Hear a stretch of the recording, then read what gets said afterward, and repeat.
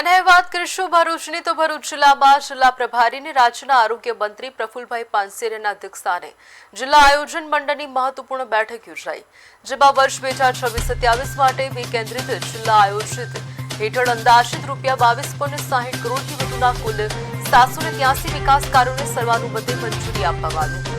બેઠક દરમિયાન વિવિધ વિકાસ યોજનાઓની સમીક્ષા કરવામાં આવી અને તમામ અમલીકરણ અધિકારીઓને વિકાસ કાર્યો સમય મર્યાદામાં તેમજ ગુણવત્તા સાથે પૂર્ણ કરવાની પણ કડક સૂચનાઓ આપવામાં આવી। પ્રભારી મંત્રીએ જણાવ્યું હતું કે રાજ્ય સરકાર મુખ્યમંત્રી ભૂપેન્દ્ર પટેલના નેતૃત્વમાં જનકલ્યાણ અને પ્રજાલક્ષી વિકાસ માટે પ્રતિબદ્ધ છે અને છેવાડાના નાગરિક સુધી સરકારી યોજનાનો લાભ પહોંચે તે સુનિશ્ચિત કરવું જરૂરી છે।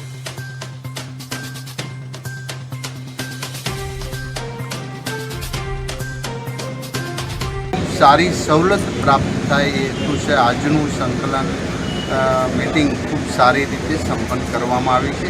टीम तमाम धारासभ्यश्री, अमारा मंत्री, साथी मंत्री श्री पटेल अने तमाम हाजर रही भरूचना विकास माटेनी चिंता करवा बदल सौनो आभार व्यक्त करूं। सारी सवलत प्राप्त थाय